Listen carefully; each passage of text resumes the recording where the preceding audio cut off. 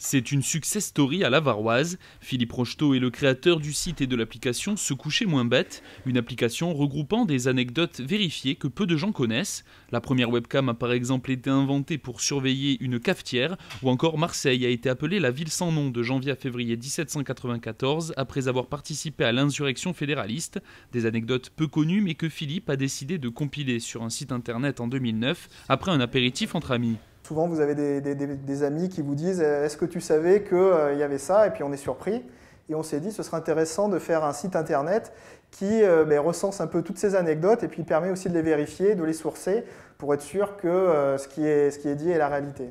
En 2010, l'application Se coucher moins bête est lancée sur l'App Store d'Apple. Le succès est immédiat, plus de 100 000 téléchargements en quelques semaines, ce qui propulse l'application en tête des téléchargements français pendant 3 mois.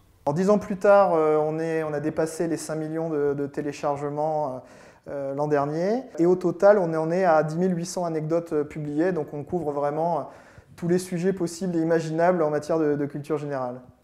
Un large panel d'anecdotes qui font le plaisir des lecteurs, qui pour le coup sont très impliqués dans l'application. En plus des nombreux commentaires, certains soumettent même des anecdotes au site afin de les voir publiées. Le concept de départ, c'est un concept communautaire. Donc le Se coucher moins bête a été pensé pour être un concept avec un système de commentaires, effectivement, dès le départ, de vote, de soumission d'anecdotes. On était vraiment dans l'idée de partager la culture, avec quand même toujours cette vérification, malgré tout, pour pas qu'il puisse y avoir n'importe quoi d'écrit sur le site. Mais on est vraiment sur un concept qui, depuis le départ, est communautaire, et je pense que c'est ce qui a aussi contribué à son succès.